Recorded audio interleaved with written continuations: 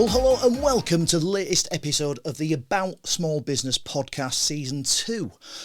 In this episode, I'm really happy to be chatting to Kieron Gohery from KG Coaching. This gentleman has been building his business for a good long while. I know because my daughters have both attended his training sessions and I've come back and the feedback's been absolutely amazing. So, Kieron, welcome to the podcast. Thank you so much for coming on. KG, I've only really known you as Kieron from KG Coaching. Yeah. And then recently learned that the G standing for your surname Gohery. Yeah. We've just been chatting about that and the sort of pronunciations and things. Yes. But KG Coaching, I suppose sort of in the northeast area, particularly sort of Stanley region, you're a bit of a legend. I don't know. Coaching. If I would say there's not loads of us in that area, so I would say it's well known. Definitely Stanley Concert area. It is, well, for the last couple of years has moved, so we still are in Stanley area, still in Concert area, but where people are coming from has certainly moved. People are coming from further afield. 6 weeks holidays, we had someone as far as sort of Yarm. Really? If I want to go sort of... Just for context, I mean, that's what, about a good hour away? Good hour, and the session's 45, 50 minutes. So, so you're talking travels longer than you... in terms of really branching out, last Christmas we had someone from Brazil.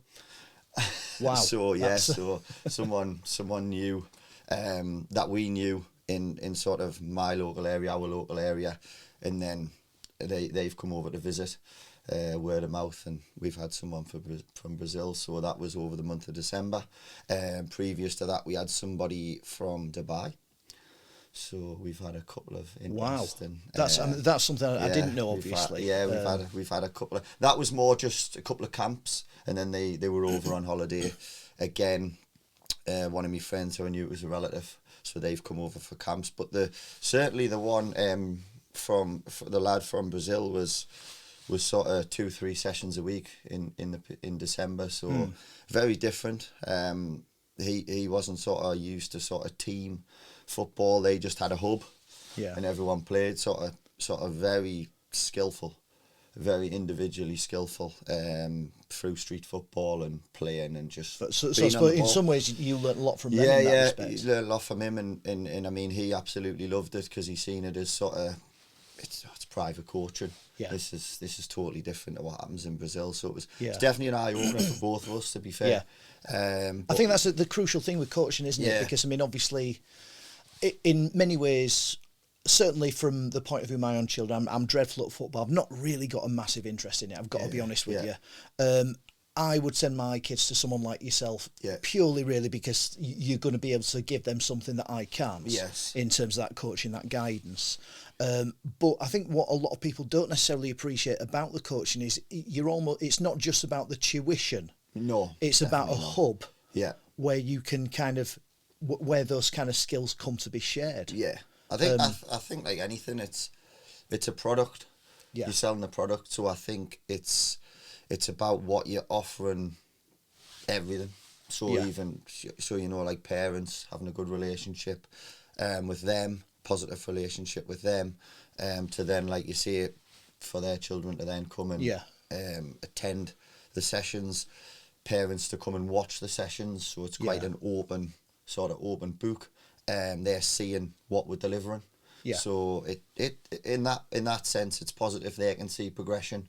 And like you say, it's not just about the football, it's about everything as well. Yeah, I was going to say, just for clarity, you are predominantly focused on football coaching, aren't you? Yeah, we did cricket sort of 3-4 years back, obviously with me playing as well, but it just becomes too busy. I was going to ask you about that because you mentioned about, obviously, and I know you yourself play a lot of sport. Is that always, were you just one of these kids that when you were younger you just loved playing football? Yeah, just played cricket, football. There were my two sports. You sort of play one thing, you play another thing, you get interested in. So we played. I played a lot of football and cricket when I was younger. Still playing now. Doesn't get any easier. On top of obviously coaching as well. But I just obviously someone who played a lot of sport, was interested in it. Like the sort of the competitive a side of sport. I mean, it's not all about winning, but everybody likes to win. Yeah, of course you do. So like that. I don't think there's any accident. I don't think there's any accident that like sort of the lads that are good at football, or indeed I probably really shouldn't say that, given that my two daughters are my closest players, but the girls, everyone likes to win, and I don't think it's any accident that the good players are the ones that tend to carry on. People like myself who, I mean, I do enjoy a bit of a kick about a five-a-side, but it gets frustrating when you can't really do an awful lot. I think I do recall the last ever instruction I received as regards football was to go and hack someone. That was my sole job. It didn't matter if it got sent off, because it wouldn't make any difference to. So he said, "Barry, just go hack them." All right. and that was my contribution, and not a particularly worthy one in any way, stretch or form. I'm just going to quickly say, if you are enjoying the content that we're producing, please do like and subscribe to the channel, and don't forget to hit the little notification bell. That's going to let you know anytime any new content drops on the channel. So, Kieron, going back to school then, was it something that you enjoyed, the overall experience? Were you particularly academic as well? Or? I'm not going to say. I mean, I wasn't one who really disliked it. I mean, people would probably be screaming at the camera, saying he's telling a fib. But it wasn't something where I thought I would probably say I was in the middle, and I would probably say academically I was in the middle. Like, I was probably in a lot of the top sets, but I wasn't probably one of the higher achievers. Is this you acting a bit hard and cold now? You're a clever lad, but you don't want to admit it in front of your mates. But no, I would probably say I was in majority of top sets, but I wasn't. You must be clever. Achiever. You must be clever if you're in the top sets. You know what it is. I think I had a conversation the other week with somebody. It's more about sort of. I would probably say common sense wise, I'm very switched on in terms of knowing, in terms of the business form, what people want, what people want to see, how to move it on to the next thing. Was I ever greatest at maths or English? Probably not. I achieved what I needed to achieve at school to move on to. Well, I think that's a crucial thing, though, isn't it? Particularly now. I think obviously getting there to then get to the next point. Did I always want to do this? Probably, yeah. So I probably looked at it as I went to university, didn't finish university. Oh, okay. Which. So what did you do for your A levels then? I mean. So I done a BTEC in sport. Right. So then obviously went to. Were GCSEs focused on in that area as well? Yeah. So maths, English, science. Obviously science at the time was something you had to focus on as well. I'm not sure if that's the same now. Then obviously PE. Yeah. I'd liked a bit of history, to be fair. Right. So done a bit of history as well. And then moved on to Durham sixth form, where I'd done a BTEC. Went to Northumbria Uni. Didn't finish Northumbria Uni, and then sort of looked at. How long did you last at the university course? It was about a year. Right. Not even maybe a year, and then I went to working in schools. Right. So become a sort of high level teaching assistant in a school. What was it about the university that you didn't enjoy? Probably just if you were doing a sport course. Yeah, doing a sports coaching course, but kind of speaking to, I mean, some of my friends actually completed that degree and don't actually work in sport anymore. Probably the fact that the field of football coaching, you more need to probably go down the route of, and I mean, this isn't me preaching, because people will have totally different opinions on it. You need to go down the route of FA level 2, UEFA C, UEFA B qualifications, and go that way instead of maybe having a sports coaching degree. So just because I mean this isn't an area that I'm familiar with, but I do know certainly a lot of young people will look at that kind of route. I suppose doing what you did. See, to me, it would kind of make sense that alongside your university degree, that you would do these FA, UEFA, official association coaching qualifications, because I don't know. I mean, I would have assumed, and I might be wrong on this, so please do correct me, that you would need that if you're going to be doing any kind of coaching. Well, there's two main forms of coaching. So there's small group technical stuff. There's the one-to-ones, partner training, small group technicals, where actually you'll look at a lot of coaches and they won't have the UEFA B. They won't have things like that, which is the level 3. Yeah. Which is what I'm currently completing at the minute. Nearly done that. Level 3, just for clarity, that's equivalent to kind of an A-level standard, isn't it? But probably more. It's very in depth. You've got 3 years to complete it. You can complete it before then. But a lot of people in that field may not have that. Whereas the 11-a-side game, if you're working in an 11-a-side club, for example, if you're working in academy football, you'll have the UEFA B. That's what they look for. That's what they look sort of. That's the box ticking exercise of have they got the UEFA B qualification. And so there's nothing, just to get my head around this. They don't touch on that at all in your degree course.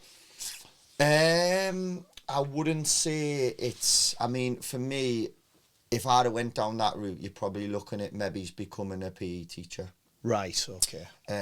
So you're maybe looking to finish your degree.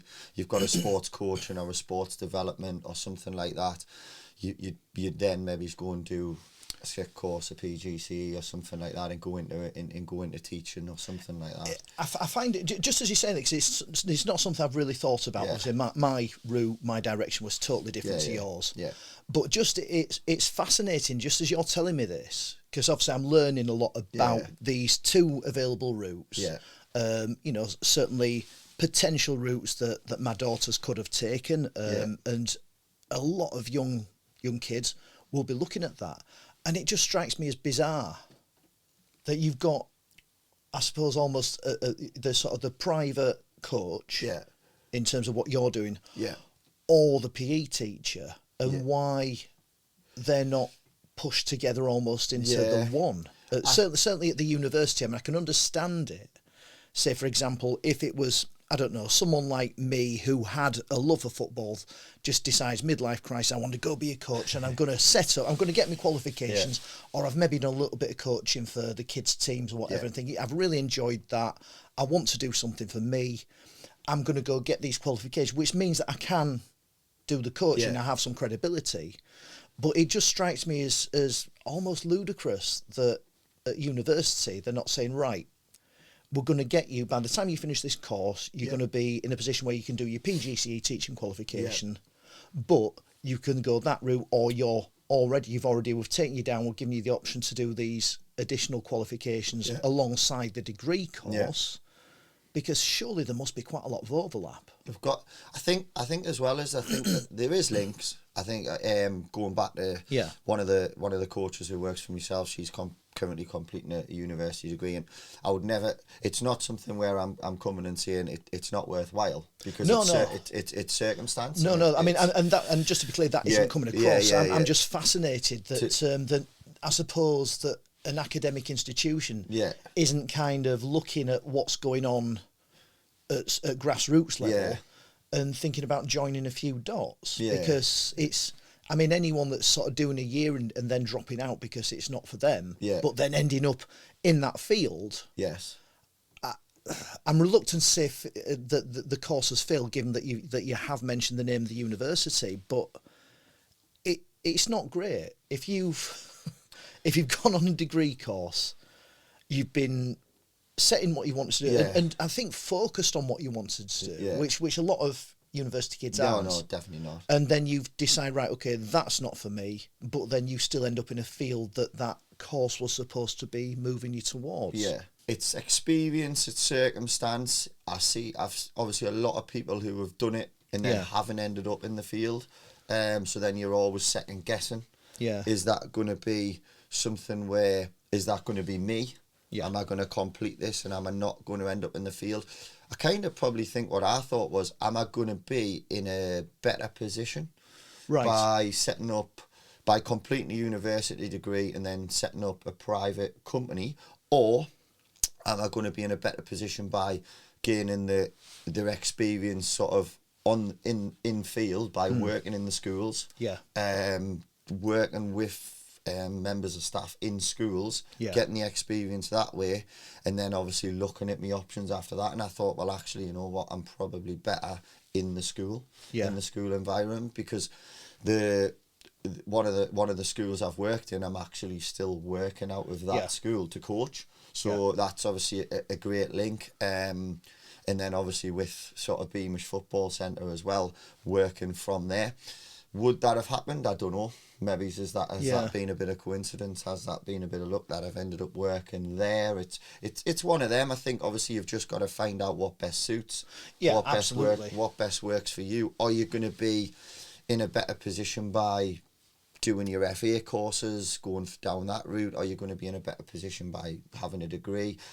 There's no right or wrong. Is perhaps the university, is that sort of more academic, more sort of paper, and the FA more practical? Is there a difference there? I mean, obviously, like speaking to one of my coaches, she done a little bit of delivery. They had to do sort of a half an hour sort of session, doing a little bit of coaching. She coaches for me and coaches for herself. Yeah. She's at university, so she's kind of doing a bit of both routes, and from the feedback of that, she was sort of like quite far ahead, because she was already sort of doing that, where I think some people got like a little bit of a shock, like, I'm there, it's me, I'm setting up, I'm having to deliver to, and I mean, it's always harder when you're sort of delivering in that environment, because you feel like people are watching you. But she felt like she was ahead because she was already working and doing them kind of things. This was just a day-to-day thing where I'm setting up and doing. Yeah. And some hadn't had the experience of doing that, which again is mad,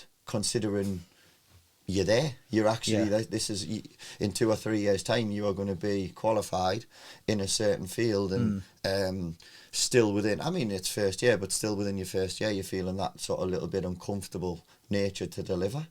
It's interesting what you're saying, because I mean, one theme I suppose that I've found as I've been doing these podcasts is the approach and how people have landed within a certain sector.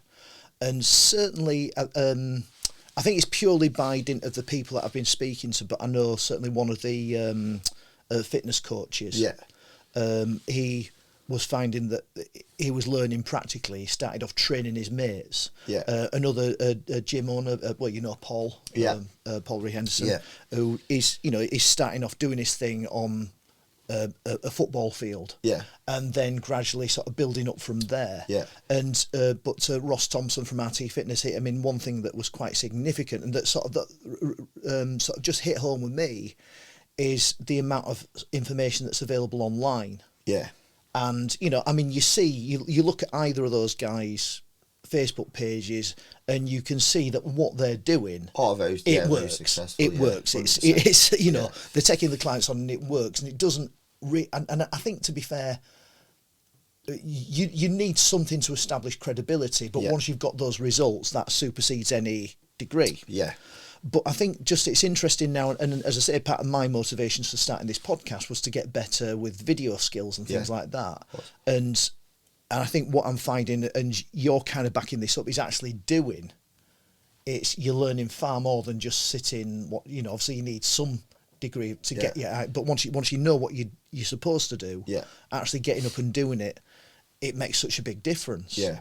And like I said, I'm sure that must have contributed to the success that you're kind of enjoying with your business. Yeah, I mean, obviously it was kind of the one of the very first sessions I done when I set KG coaching up came from obviously a friend. So obviously Luke was a close friend, and Nathan was a close friend, and he was at Newcastle. Yeah, and he was going through a sort of a big time in transition of sort of going and getting sort of scholarships and then moving to try and get a professional contract. Yeah. So I think when you do a session like that, people sort of look at it and this certainly is just it's opinion, but people look at it and go, well, this guy must know what he's doing, because this is the kind of clients he's working with, and it's not always the case. But obviously a lot of business will come through that, and I think after the delivery of them sort of sessions, KG coaching probably got a lot bigger than I thought it was going to, a lot quicker. Yeah. So you obviously have a plan. I'm still working in the schools. I'll do this part time. I'll build it up, and then all of a sudden you've got sort of 30 clients, and then all of a sudden you've got 40 clients, and like you mentioned before, the clients are coming from further away. So I think it is results. I think obviously going back to, I say it's a nice place to be, isn't it? Yeah, he's done it for a lot of years, and he's had a lot of results from what he's done. So then people are going to word of mouth. Yeah. People are going to go, well, if you need a PT, this is where you need to go. Yeah, absolutely. And then like it's a snowball. It's just it's a massive snowball. So from you going into the high level teaching assistant, that was you. So you left your degree. Yeah. And then presumably got your job. Did you? Done a little bit of coaching. So I mean, I've always been in and around coaching before, sort of occasionally. And was that just setting up as just doing like sort of arena? I was there doing a bit of part-time work there after the right. Okay, so basically a job. Coaching. Right. Okay. Job. Getting experience again. Done a bit of work for the Louisa Centre. Was that part of a long term? Was your job a part of a long term plan, or was it more a case of like, right, crap, I need some money? I think if you're going to be honest with yourself, it's probably 50-50. It's a field you want to be in, but it's never going to be the thing that you're going to do forever. So the plan's not formulated then, but you can see it's contributing. The reason I'm asking that is to work out whether, and again, there's no right or wrong way to go with this, but it's just interesting to find out people's journeys. Basically, for you, what's coming across is there's a direction, a goal. I suppose to use a football analogy, there's a goal there.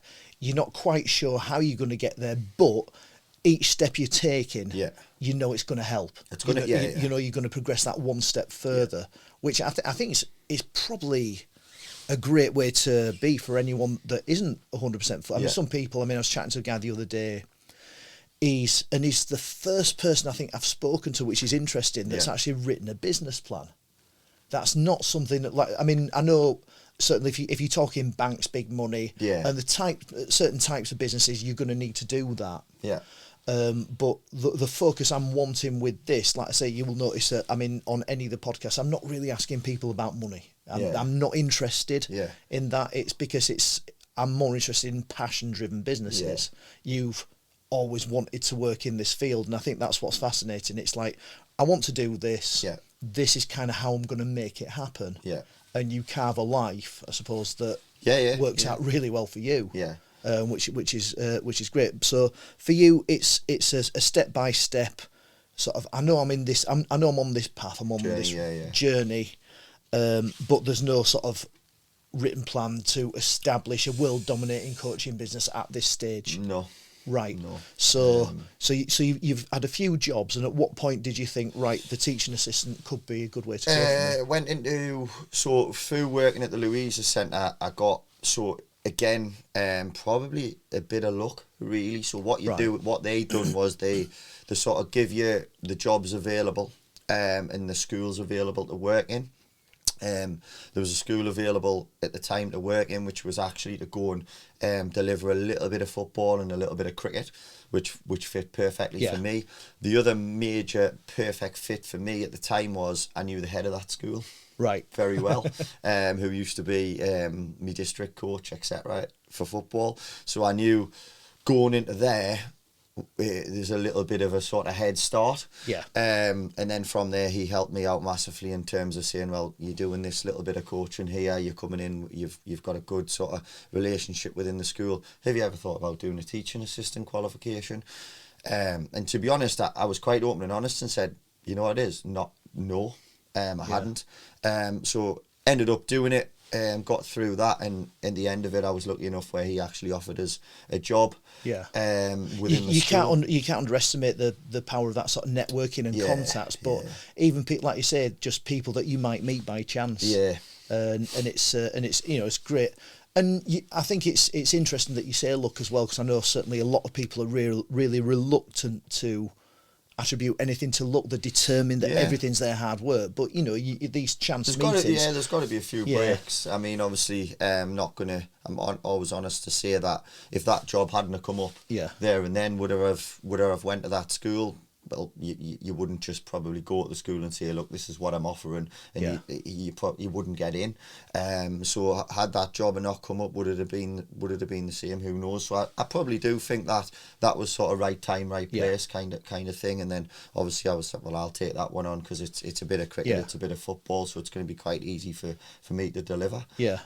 So that was definitely a massive contribution. No, I think that's just interesting, and I think sort of quite good of you to sort of acknowledge that, because I mean that's not taking away you're doing a good job there, and it's not taking away from any hard work or graft that you've put in. It's just that sort of acknowledgement of and gratitude really.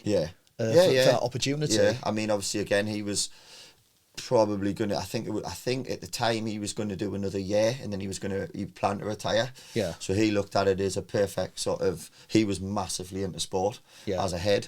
So he looked at it as, well, once I sort of retire here, Kieron can sort of take over, not a headship, but obviously certainly looking after the sport element of that was important to him. It's it worked quite well. I think that's interesting because it's as I say, as someone that wasn't good at sport, you don't always necessarily recognise that sort of broader contribution that something makes to wider society.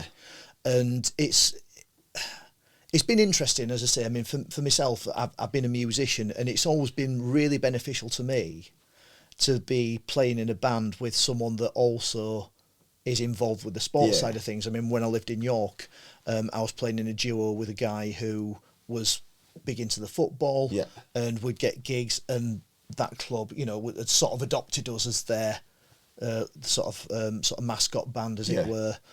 Tony, who I play with now, he's a football lad, and it is that thing, that sort of connection, and how you can chat to other people, even if you've nothing else to talk about, you've got that football.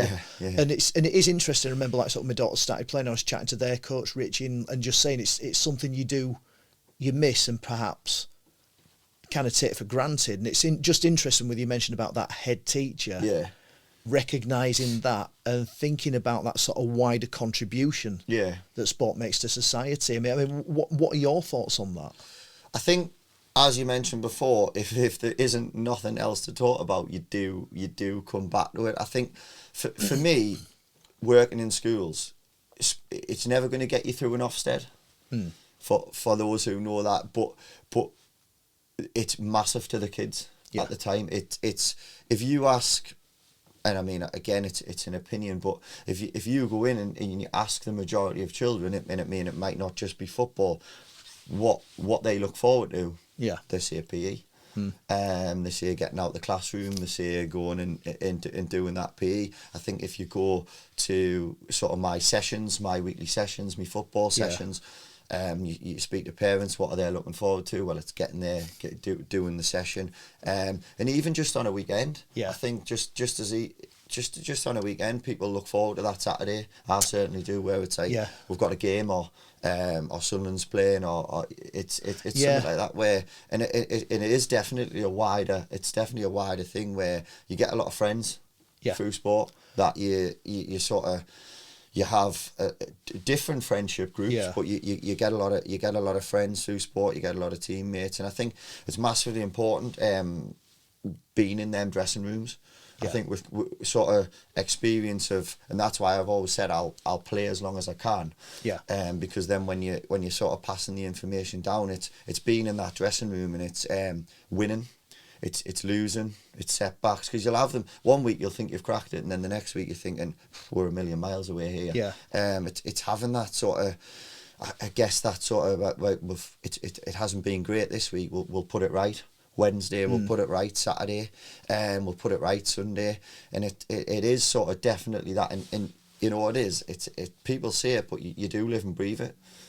People sort of get that sort of. I think, to be fair though, from what you're talking about, that there's a lot of a correlation with life skills. It's things, you've got your team, your little network or whatever moving forward, and like even in jobs, in companies where you've maybe got a team, and you've got to look at, or even individually look at your own performance and your life. Something's not going right. You've got to analyse that, and with football, like you say, you've got older teammates that might have that experience that you can turn to, that you can look up to. Yeah. You've got the role models there. I am just going to go back to what you'd mentioned about like sort of what kids look forward to, because certainly, obviously, as you know, with my business, with the punctuation, you're going to schools, and I can categorically tell you if the kids are missing PE, I don't get quite the same reception as I do if they're missing maths. Yeah.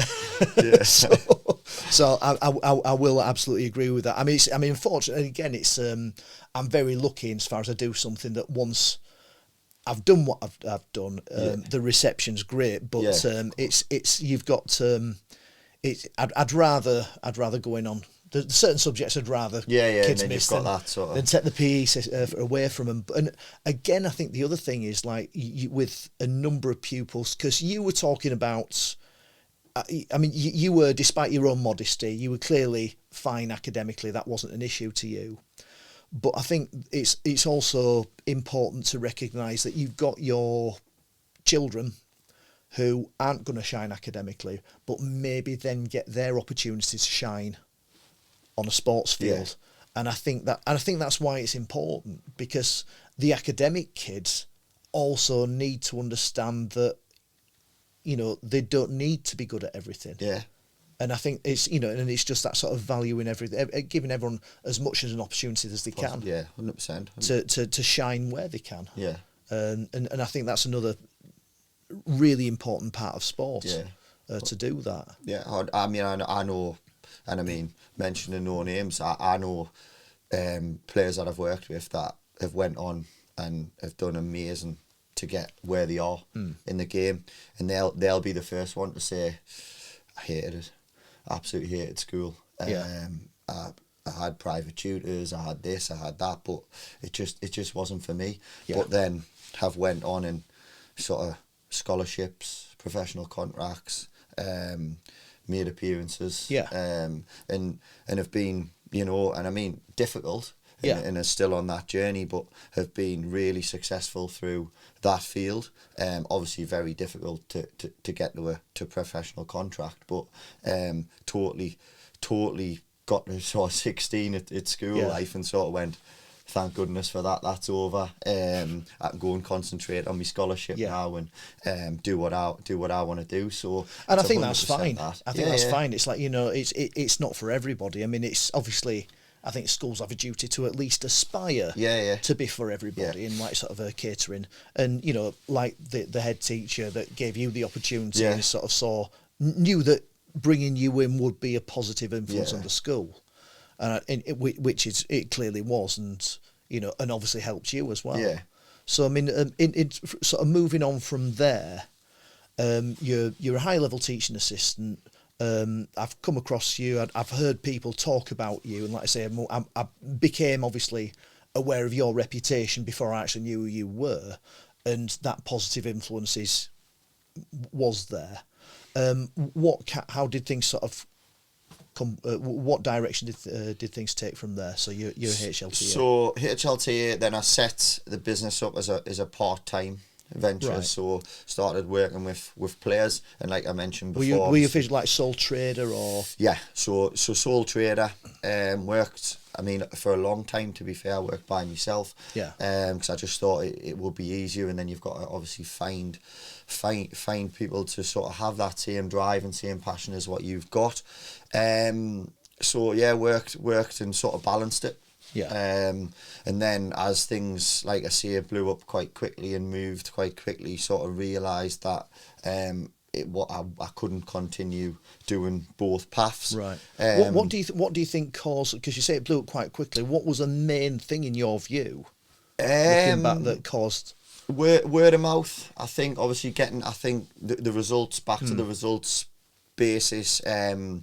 I think delivering. I think the one big thing I've found as well is, because I've always, not every coaching business will always have the main coach delivering every day of every week, just about. So I'll constantly be there. There'll be the odd time where I'll maybe have a game and I'll not be. I think the fact that I was always there, the parents and the child were getting me. I think it moved quite quickly. The drive, the intensity. I think the intensity I think, I mean, even last night I had a session, and Mum came instead of Dad.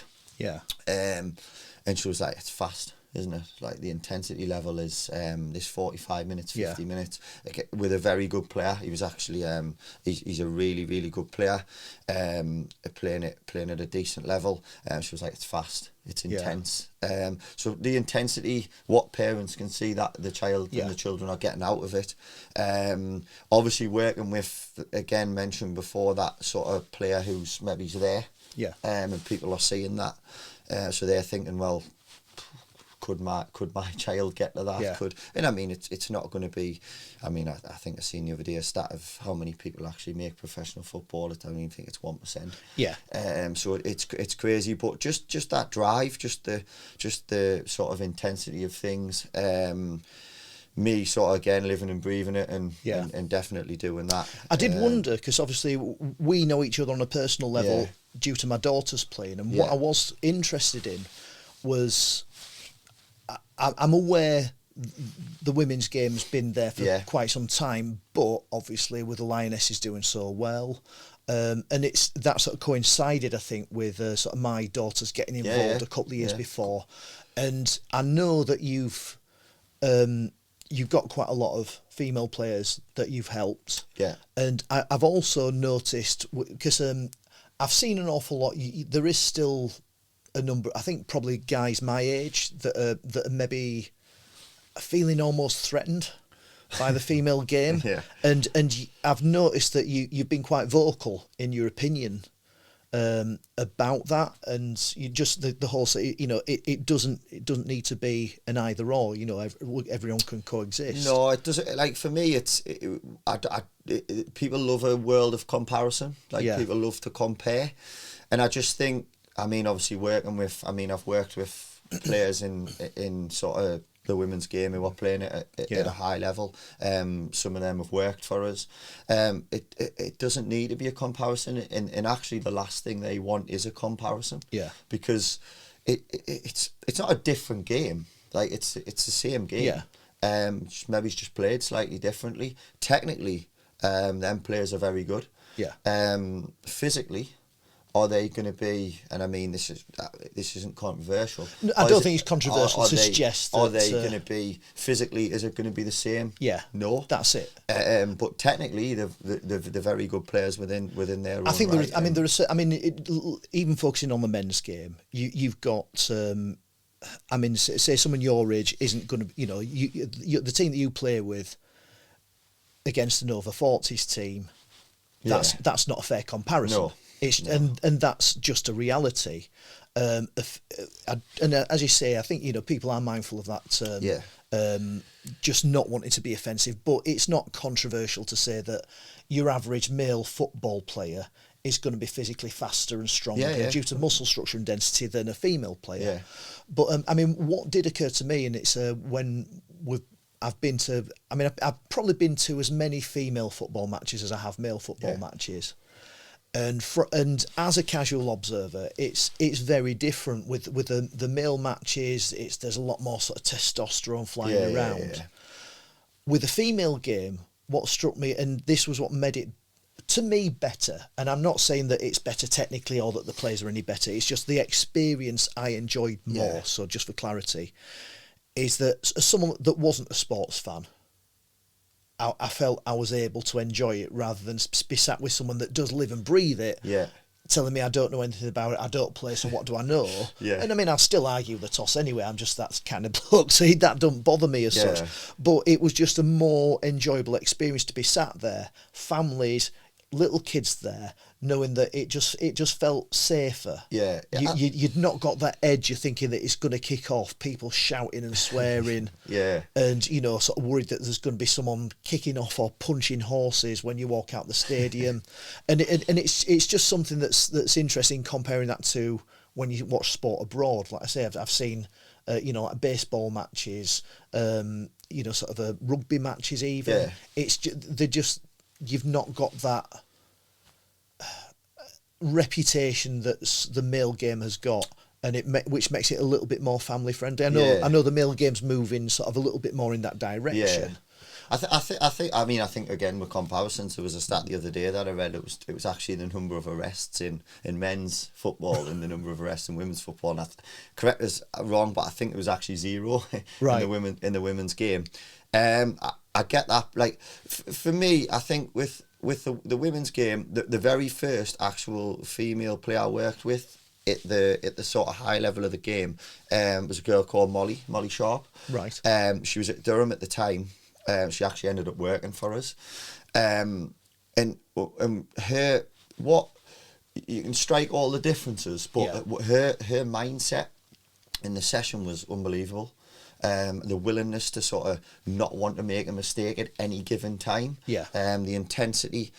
She's now actually went on. She's playing for Crystal Palace in the Women's Super League. So wow. she's obviously that's served her in good stead, and she's went on and she's kicked on, and she's doing really well. But it was the fact that she came and she wanted to set standards straight away, and she didn't want to. Drills were at a high level. It was quick. She didn't want to make mistakes. She wanted to get the most out of it from possible. So I think from that point of view, it's the same. Yeah. Like you say, it's the difference has come from the sort of physicality of it. And I think I went and watched. I went and watched a Durham game last year. I think they were playing Sheffield United, and Lauren said because Lauren was obviously working for us. We went and watched it. The first half was really intense. Yeah. What I noticed in the second half, I mean, this can happen in the men's game as well. You sort of have spells. It sort of died off a little bit. Yeah. Maybe, and I don't know if that's something that is sort of seen over the 90 minutes quite regular, where maybe them physical fitness levels. Maybe I don't know, or it might have just been a coincidence as that was the game I was watching. Durham was certainly on top in the first half, and then Sheffield sort of built into the game in the second half. But I kind of watched it and thought, is that because Durham have sort of died off a little bit and dropped off a little bit in terms of their levels? So it was one of them. It is definitely interesting, but certainly people love to compare, and I'm just like, well, why? Yeah, because enjoy it for what it is. Yeah, just enjoy it for what it is. Yeah, it's moving on, it's developing, it's progressing. I mean, going back to my original sort of point, which I sort of went, drifted away from. Do you think that sort of had a really positive impact for your business with the female game? Yeah, because I like to say, I think I've always made a massive point of always having a female coach available. So we've always had, obviously it was. They've changed because of circumstances and stuff like that, and them moving on from maybe part-time football to full-time football, which obviously that transition's happened over the last few years for certain people, but I've always had the point of having a female coach there. Certain players still to this day are more comfortable working with them, and that's just the way it'll always be. They go and watch them on a Sunday, so they'd want a session with them on a Tuesday or a Wednesday, because they're the people like me looking up to, say, somebody who's played for Sunderland or something like that. They're looking up to somebody who's played for Durham or Sunderland or Newcastle or whoever that may be. And I think that is fine. I mean, what's it? I mean, I've not like sort of actually sort of watched you on your coaching sessions, but what I have noticed, you seem to speak to all of your. There's no like sort of moderating. It's like you speak to your female attendees. Yeah. Same. You're treating everyone with that sort of consistency. Yeah. And I think the drills remain the same. So obviously you adjust, you adapt, you move things. Yeah. The intensity changes, but we never sort of cap what we think a player can do. Yeah. So we might have to move it back a little bit and think, well, actually, you know what, that we might have pushed that a little bit too far too early. Yeah. But we never sort of put a cap on what we think a player can do, and you know what it is, often a player will surprise you. Yeah. For want of, in a good way, but they'll definitely surprise you, and it develops them quicker, it moves them quicker. Yeah. And like you say, we never think like sort of, oh, this player's coming in. Obviously, we've always got an inkling when players come in, where they've played, what they've done. We love parents if they message and say, our parents think, I'll not message them this. We love that, saying they need to work on this, because we can set the session up around it. Yeah. And we can get straight to that sort of point. So two-way feedback is also useful. So we love parents messaging and saying, oh, we've watched them on Saturday or Sunday or whenever it may be. We think they need a little bit of work on this, and then we can direct it. We've had the amount of female players we've had who are playing academy football, RTC football, and go going and being really positive is massive. So you can see you're feeling proud of that, and that was leading on to my next question. What would you say is your a standout achievement from everything that you've managed? You know what? There must be a lot. You know what? The hardest, and this is probably, I mean, that women, obviously the women's game moving on, and them sort of players having that opportunity at sort of 11, 12, 13, 14 to sort of go and play academy football and go and play against Chelsea, go and play against Blackburn, go and test yourself against Manchester United and players and players like that. The best players that there is. I think the other major, I think the biggest for me, people think when you've signed a professional contract in football at 18, you've made it. 18 to 21 is the hardest time in football. People don't realise what players are going through, how hard and sacrifices that they're making, because you've actually signed a professional contract, but now you have to go and make a living out of it. And you'll see a lot of players that from 18 to 21 will actually not be seen or heard of again, because they've done it, but they haven't been able to break through. They haven't been able to manage to go and succeed and make a living out of it. So I'll get a massive buzz when I see a player that I've worked with sign a scholarship, sign a professional contract, and then if they can make a first team appearance at any level. Like if they're making a living, I suppose your job's sort of done. That's like honestly, and it's a milestone, because let's be clear. Speaking as someone that couldn't do it, that is an achievement, and it's something that you couldn't take away from. Oh, like I mean, if they're, player. I mean, not many people will play professionally and make a first team appearance at a professional football club. So it's something that you can't take away from the individual. Yeah. If they go on and then make 20, if they go on and make 50, if they go on and make 100, great. It's not a long career. No. So you've got to work out sort of both in coaching and football. It's got to pay back at some point. So your players who are playing sort of League 1 and League 2 who aren't maybe getting the mega money, they've got to be sort of clever how they box around things. But yeah, definitely if you can walk out and play professional football and have an appearance under your belt, then it's something that people can never take away from the individual, and it's something that they'll obviously always be proud of and be buzzing. And I've had millions of conversations with people, and but the sacrifice, the thing is, people look at professional football and think they've got the best job in the world, and you know what it is, if you're playing for Chelsea, you're playing for you have, you know, but you've put a lot of sacrifice. I think that's it. There. People want the final outcome, the final outcome, or well, I mean, but people don't want the journey. Because it's that they're getting up early. It's like, it's miserable weather outside them. It's a training in that. It's going that extra mile. People, people don't want that side of it. They want and I think I was speaking to someone the other day. They want the Instagram. They want the Instagram feed, the glamour. They want the rewards, but they don't want everything that is put in. And I think, as you just mentioned there, the stuff that a lot of other people are doing, but maybe don't quite get the end result. But and I think that's a crucial thing. It's the journey that actually is worthwhile. That's it's right. I'm working towards something. This is what I'm doing, and I mean, your journey is looking really good at the minute. Where do you see things from here for KG Coaching? What's your probably plan moving forward? This month or November, get through my UEFA B, hopefully, so my final face-to-face visit. Obviously due to timings and stuff like that, it'll either be October or November. All being that'll go well. Then that I'll be through that.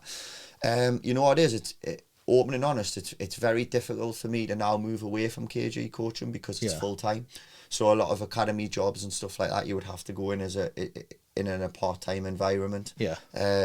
So it's very difficult to move away from your own lane, if you like, because you're still actually working with them players anyway. They're coming to you. In a one-to-one setting, of course, not a team setting. So probably just keep progressing KG Coaching on. I've actually probably come a little bit more relaxed with it because we're at that point now, still obviously working really hard with it and still obviously trying to move it on as much as I can, but treating it for what it is and like I say, staying in my own lane. I've had a couple of job opportunities, like I say, which are part-time, so it's very difficult to move away from a full-time with having a family and two little ones and things like that. So yeah, it's and again, it's it's massive on developing the player. Just making the player better, having that environment for them to come and strive and come and thrive under that sort of KG coaching environments, making them whatever it may be. Like I say, we've worked with grassroots players all the way up to professional footballers. Still now, weekly we are supporting professional footballers, whether that's male or female, on their journeys. Some to come back, some that are injured, so some that are unfortunately out of the game at the minute. I know they will just be round the corner to sort of hit the ground running with them and try and get them back to possibly as best position as they can be in to go and achieve. So to keep going basically as best serve you can, to serve the game and the players well. I mean, as speaking from my perspective, it's fantastic to speak to and interview someone whose service that I have used and I can heartily recommend. I'm sure you will carry on and go and achieve every goal that you set yourself. So Kieron, thanks very much for coming on the podcast. Thank you very much. And great stuff, and continue scoring and doing what you do. Perfect. Thank you very much.